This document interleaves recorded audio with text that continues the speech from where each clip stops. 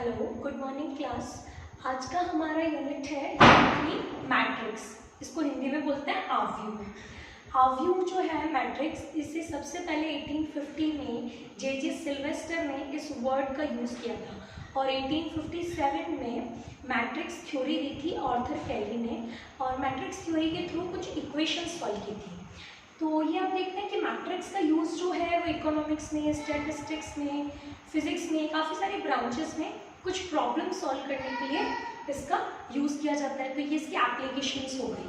अब हम पढ़ते हैं मैट्रिक्स क्या होता है, इसका इंट्रोडक्शन देखते हैं। जैसे कुछ इक्वेशंस हमने अलजेब्रिक इक्वेशन पढ़ी है, x और y दो वेरिएबल है, x + y = 2 और 2x + 3y = 5। तो इसको हम इस तरीके से लिख सकते हैं, जैसे देखो ये x की कोफिशिएंट यहाँ आ गए और यहाँ y की कोफिशिएंट। तो x का कोफिशिएंट यहाँ है 1x है तो यहाँ 1 लिख दिया, y का है 1y तो 1 लिख दिया। ऐसे सेकंड इक्वेशन में x का कोफिशिएंट 2 और यहाँ y का कोफिशिएंट y के कोफिशिएंट के नीचे 3। तो इस तरीके से हम अरेंजमेंट कर सकते हैं। या फिर एक और अरेंजमेंट मैंने यहाँ पे बताया है, देखो कुछ स्टूडेंट्स के नाम लिखे हैं, रजत, राहुल, रोहित, नुकुल, ज्योति और सानी। इनके Hindi, English, maths, physics, chemistry में मार्क्स। जिनका फिजिक्स केमिस्ट्री नहीं है उनके अकाउंट्स और बी हो जाएगा। ठीक है, अब हम देखते हैं कि जैसे रजत के मार्क्स आए हिंदी में 8, फिर इंग्लिश में 7, मैथ्स में 9, फिजिक्स में 5, 6। तो ऐसे सबके मार्क्स हमने शो कर दिए।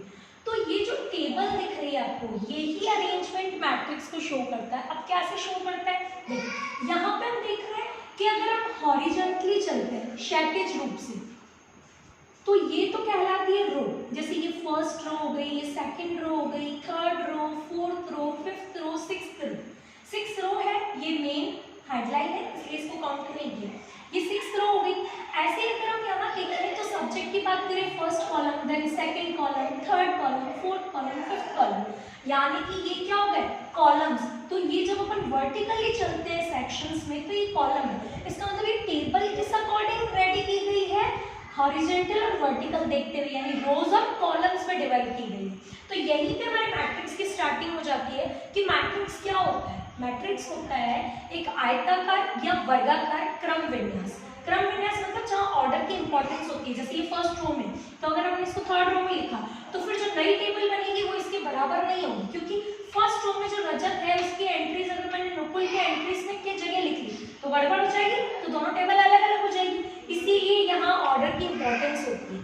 तो मैट्रिक्स की डेफिनेशन कहती है कि आयताकार या वर्गाकार क्रम विन्यास जिसमें संख्या राशियों को व्यवस्थित किया जा सके पंक्तियों और स्तंभों के रूप में, तो वो रिप्रेजेंटेशन जो कहलाता है वो मैट्रिक्स कहलाती है। अब मैट्रिक्स में हम देखते हैं कि इसको डिनोट कैसे करते हैं। जैसे देखो हम मैट्रिक्स को डिनोट कर सकते हैं इस तरीके के सिंबल से, एक सिंगल सिंबल ले सकते हैं, डबल लाइन से शो कर सकते हैं, या फिर बड़े ब्रैकेट से भी शो कर सकते हैं।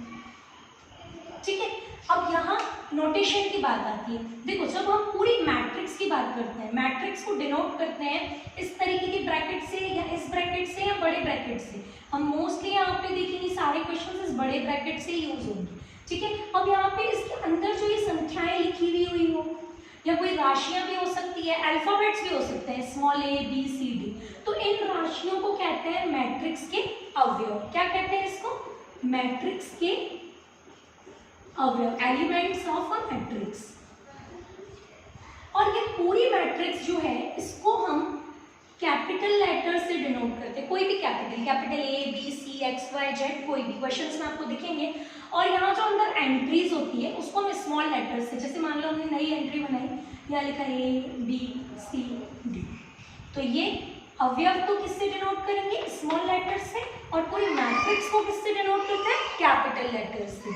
इस तरीके से मैट्रिक्स का डिनोट कर सकते हैं। अब हम यहाँ पे देखते हैं कि ये जो मैट्रिक्स है, इस मैट्रिक्स में आपको रोज कितनी दिख रही है, ये फर्स्ट रो है और ये सेकंड रो।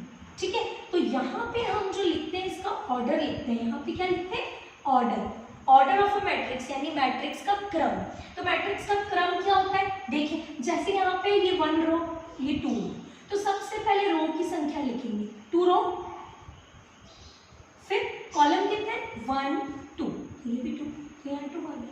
तो ये इसका ऑर्डर कहलाता है, जहाँ पे पहला जो नंबर शो करता है वो पंक्तियों की संख्या, नंबर ऑफ रोज, पंक्तियों की संख्या को शो करता है, और जो दूसरा नंबर है वो कॉलम की संख्या को, हमेशा इसको ऐसे लिखना है। अभी दोनों बराबर आ रहे हैं, इसलिए आप उलट पुलट करोगे तो आपको लगेगा सेम है। मान लो यहाँ पे मैंने संख्या बढ़ा दी, A B C D, यहाँ लिख दिया E F। अब इसका ऑर्डर बताओ, तो ये हो गया first row, second row, third row. तो यहाँ पे रो की संख्या कितनी हो गई 3 बाय, अब कॉलम्स कितने हैं, ये 1 और ये 2, ये 3 बाय। पहले रो को ही लिखना है, फिर कॉलम को लिखना है। इसको रीड कैसे करते हैं, इसको बोलते हैं 3/2। इनटू नहीं बोलेंगे, 3/2 या 3 क्रॉस 2। ये सिर्फ ऑर्डर इसी तरीके से शो किया जाता है। इसी के जगह अगर हमसे पूछ लिया जाए कि 3/2 की कोई मैट्रिक्स है इस ऑर्डर की, और ऐसे ऑर्डर की मैट्रिक्स में टोटल अवयव कितने होने चाहिए, तो यहाँ से हम टोटल अवयव भी बता सकते हैं। अगर टोटल अवयव बोले तो ये मल्टीप्लाई होकर कितना आ जाएगा 6। काउंट करें 1 2 3 4 5 6 एलिमेंट्स हैं, ठीक है। तो जब ऑर्डर की बात होती है तो ऐसा ही लिखना है, और बिल्कुल मैट्रिक्स के यहाँ पे एंड में लिखा जाता है। ये सर्कल हाईलाइट करने के लिए लिखा है, ये सर्कल आपको नहीं बनाना है, आपको सिर्फ ऐसे लिखना है 2/2, जैसे यहाँ पे लिख दिया 3/4, इस तरीके से। और एलिमेंट्स की संख्या पूछे तो आपको मल्टीप्लाई करके सॉल्व करके बताना है, ठीक है। यहाँ तक क्लियर। अब हम पढ़ेंगे कि मैट्रिक्स को रिप्रेजेंट करते हैं तो किस तरीके से मैट्रिक्स बनाई जाती है। जैसे आपको ऑर्डर दे दिया जाए 4/5 की एक मैट्रिक्स बने, तो हम उस मैट्रिक्स को कैसे क्रिएट करेंगे वो भी अपन सीखेंगे।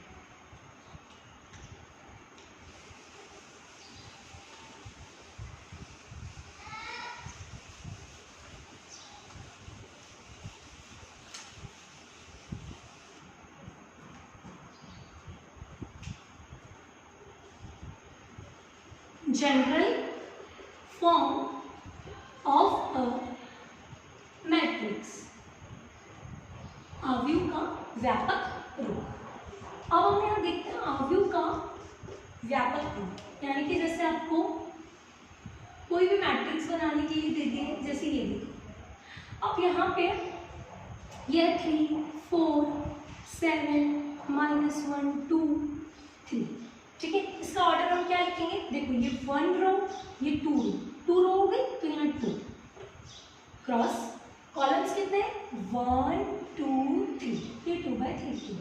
अब हम इसको डिनोट कैसे करते हैं ये देखेंगे। देखो ये जो एंट्री है ये कौन सी है, रो 1 एंड कॉलम भी 1। तो पहले रो की संख्या लिखते हैं, फिर कॉलम की संख्या लिखते हैं।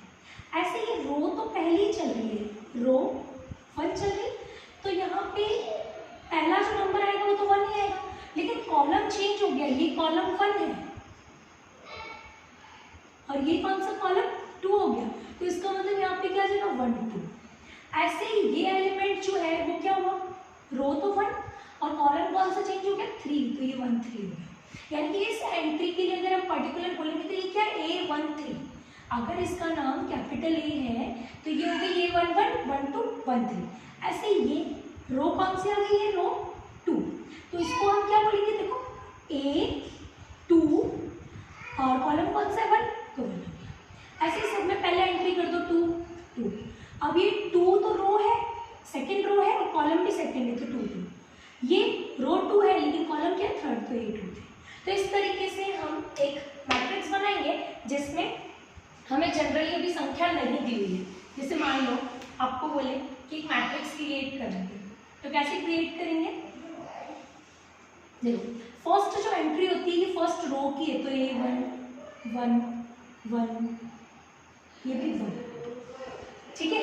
अब यहाँ मैं मान रही हूँ कि ये पहला कॉलम है, ये दिख रहा है हमें, ये कॉलम 1 है तो यहाँ 1, ये कॉलम कौन सा 2, तो ये 1 2 हो गया, ये कौन सा कॉलम हो जाएगा थर्ड। ऐसे मैंने मान लिया कि यहाँ I J वह कॉलम है, J वह स्तंभ है, तो पंक्ति तो पहले चल रही है, तो यहाँ Jवें स्तंभ में A1J लिखा जाएगा। 1J का मतलब क्या, पहली पंक्ति और Jवें स्तंभ का अवयव। इसको कैसे बोलेंगे, ऐसे ये मैंने मान लिया Nवां स्तंभ है, कौन सा स्तंभ है Nवां, तो पंक्ति तो पहली है और स्तंभ की संख्या बाद में लिखनी जाएगी। ऐसे ही अभी कौन सी पंक्ति शुरू हो रही है, दूसरी पंक्ति, तो यहाँ पूरी जगह 2 2 2 2 और यहाँ लास्ट में भी 2।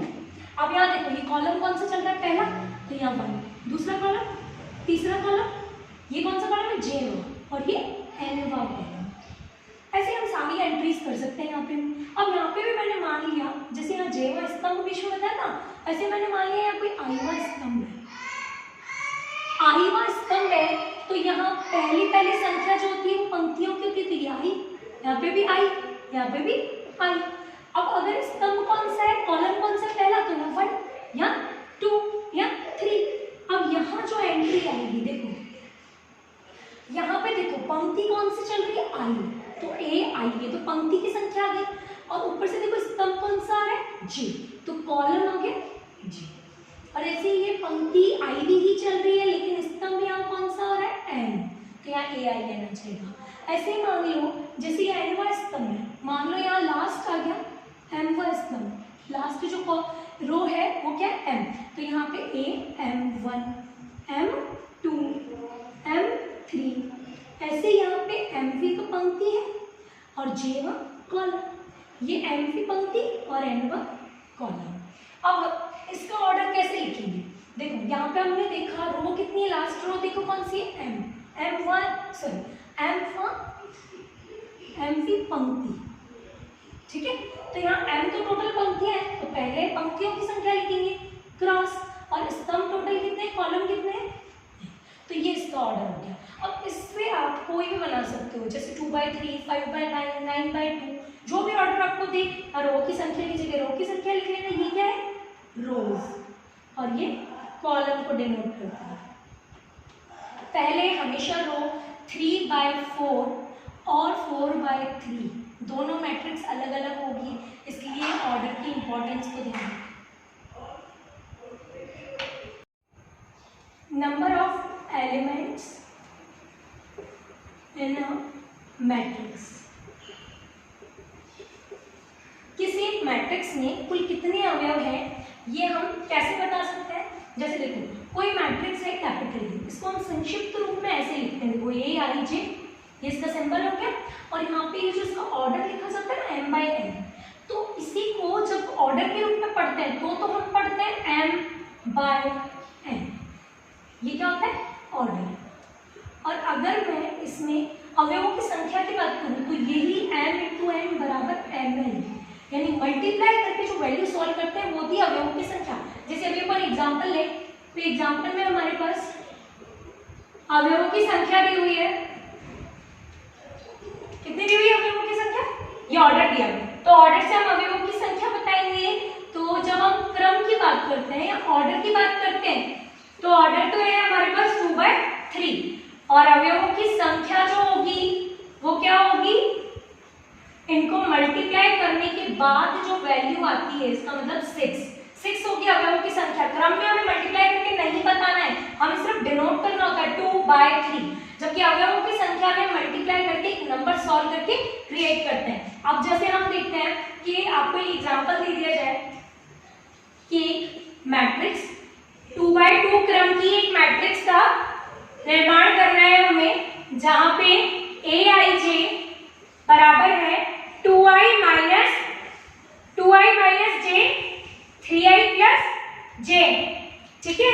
तो यहाँ पे हमें 2/2 ऑर्डर की मैट्रिक्स बनानी है, तो उस मैट्रिक्स को हम कैपिटल ए से शो करेंगे, और कैपिटल ए से शो करेंगे तो 2/2 की जनरल मैट्रिक्स हम कैसे बनाते हैं, हमने बना रखी है 2/2 ऑर्डर की मैट्रिक्स, तो ये हो जाएगा 1 1 1 2 2 1 और 2 2। सबसे पहले जिस ऑर्डर की आपको बोली है वो मैट्रिक्स बनानी है, 2/2 की बोली है तो 2/2 ऑर्डर की बना दो, 3/2 की बोली तो 3 1 3 2 और आ जाएगा, ठीक है। अब यहाँ पे 1 1 1 2 2 1 2 2 की वैल्यू निकालनी है हमें, तो जैसे हम ये ai जैसे वैल्यू निकालेंगे, कैसे निकालेंगे, देखो a11 11 का मतलब क्या हुआ कि यहाँ हम i की जगह भी क्या रख रहे हैं 1 और j की जगह भी क्या रख रहे हैं 1, तो कैसे सॉल्व करेंगे इसको, देखो 2 × 1 -1 3 × 1 +1, यहाँ aij में i की जगह 1 j की जगह 1, 2 × 1 2 -1 1 3 + 1 4, तो ये 1/4। ऐसे हम बाकी की भी सॉल्व करेंगे 1 2 1 2 कैसे सॉल्व होगी, देखो i की जगह क्या रखेंगे 1 और j की जगह 2, i बराबर 1 j बराबर 2। अब इसमें रख के देखो आप 2 × 1 -2 3 × 1 +2, तो 2 - 2 0 बाय 5 अगेन 0। ऐसे ही अपन तीसरी एंट्री क्या देखते हैं 1 3 की। अब आप बताओ इसमें i बराबर क्या है 1 और j बराबर क्या है 3। तो रखें वैल्यू, इसमें वैल्यू रखना है हम सबकी 2 × 1 -3, 3 × 1 +3। तो 2 - 3 सॉरी यहाँ पे हम 1 3 की वैल्यू निकाल रहे हैं, जबकि 1 3 हमें चाहिए ही नहीं। तो यहाँ पे हम क्या करेंगे डायरेक्ट इसकी वैल्यू निकालेंगे 2 1 की। अगर थर्ड कॉलम होता तो 1 3 की भी निकालेंगे, तो ये हो जाएगा 2 1। तो 2 1 के लिए i बराबर 2 और j बराबर 1। तो यहाँ पे हो जाएगा 2 × 2 -1, 3 × 2 +1। तो 2 2 जा 4 -1 3, 3 2 जा 6 +1 7। अब अपन वैल्यू निकालते हैं 3 2 2 की। तो i की जगह पे 2 और j की जगह पे 2 रखो। यहाँ पे 2 × 2 -2, 3 × 2 +2, 2 2 जा 4 -2 2 और 3 2 जा 6 +2 8। 2/8 की वैल्यू 1/4। ये सारी हमने वैल्यूज निकाली। अब हमें इसको एक मैट्रिक्स में रखना है। तो इसका आंसर क्या हो जाएगा, देखो यहाँ मैट्रिक्स क्रिएट कर लेते हैं हम।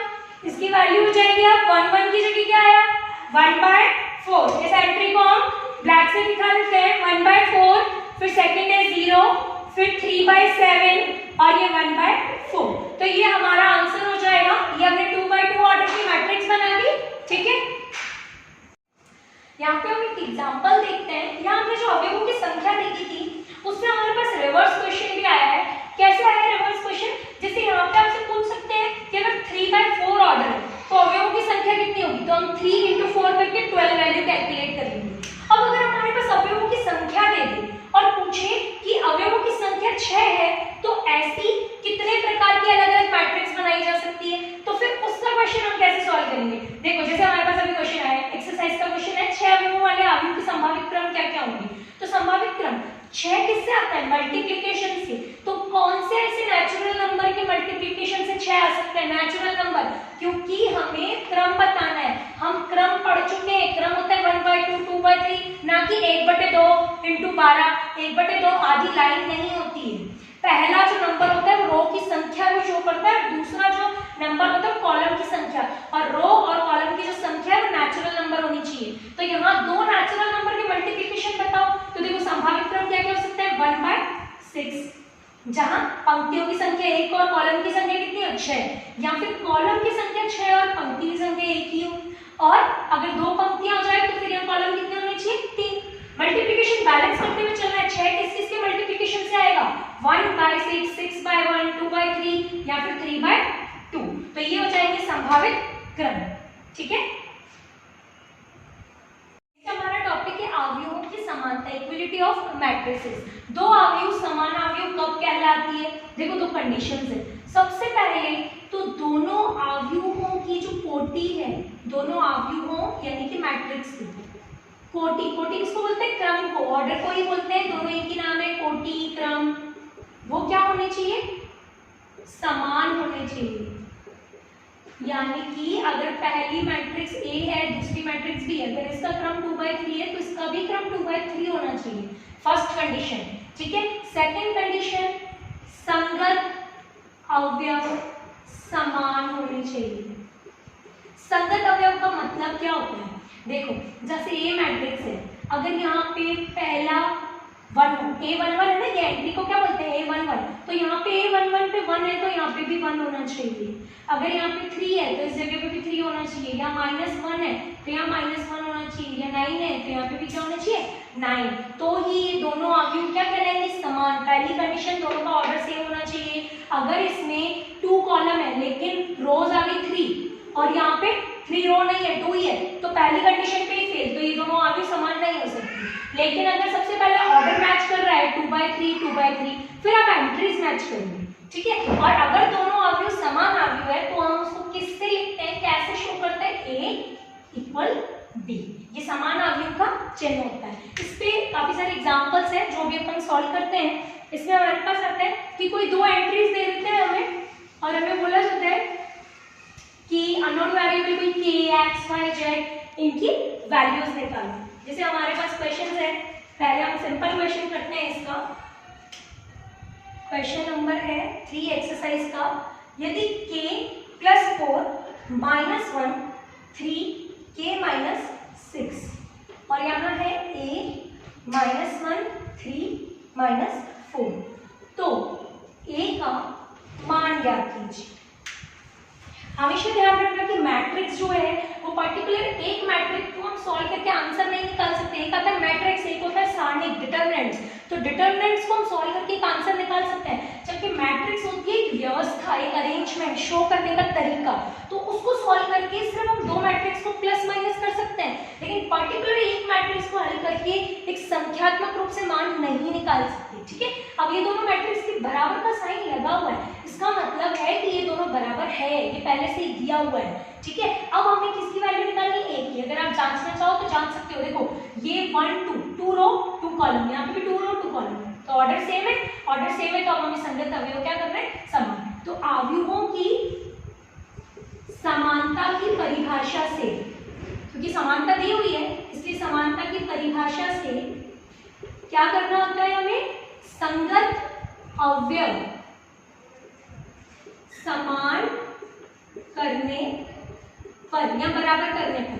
देखो पहला a11, यहाँ पे क्या दिया हुआ है? k प्लस 4 और यहाँ पे a11 की जगह क्या दिया हुआ है? a। ऐसे ही ये देखो ये कौन सा है? 1 2 एलिमेंट, इसको क्या बोलते हैं? 1 2 और यहाँ पे भी 1 2, तो दोनों की वैल्यू -1 मैच कर रही है। ऐसे ही ये 2 1 पोजीशन है, 2 1 पोजीशन पे 3 3 सेम है। ऐसे यहाँ पे देखो 1 k -6 और यहाँ पे उसी जगह पे क्या है? -4। संगत अवयव का मतलब होता है कि ये अगर a11 की कंडीशन देख रहे हैं तो इसकी भी a11 देखनी है, इसकी a22 देख रहे हैं तो a22, ना कि k -6 को आप 3 के बराबर कर दो। ठीक है, तो वो संगत नहीं होंगी। अब यहाँ से हम इक्वेशन निकाल सकते हैं। देखो ये इक्वेशन अपने आप में दो वेरिएबल लेके आ सॉल्व नहीं हुई। दूसरी इक्वेशन को देखो, ये सॉल्व हो सकती है। देखो इसको सॉल्व किया तो k -6 इधर गया तो प्लस का 6 और माइनस का 4 कितना आया? 2। तो यहाँ से k की वैल्यू आ गई। k की वैल्यू के बाद अगर हम इसको किसमें? इक्वेशन नंबर 1 में रखने पर, तो इक्वेशन 1 में रखेंगे तो क्या वैल्यू मिलेगी हमें? 2 + 4 इज इक्वल्स टू a, यानी कि a इज इक्वल्स टू क्या हो गया? 6। तो ये हमारे पास आ गया आंसर। इस तरीके से हम अवयवों की समानता की परिभाषा लगा के संगत अवयव बराबर करेंगे। अब हम नेक्स्ट एग्जांपल करते हैं, उसमें आएगा आपके पास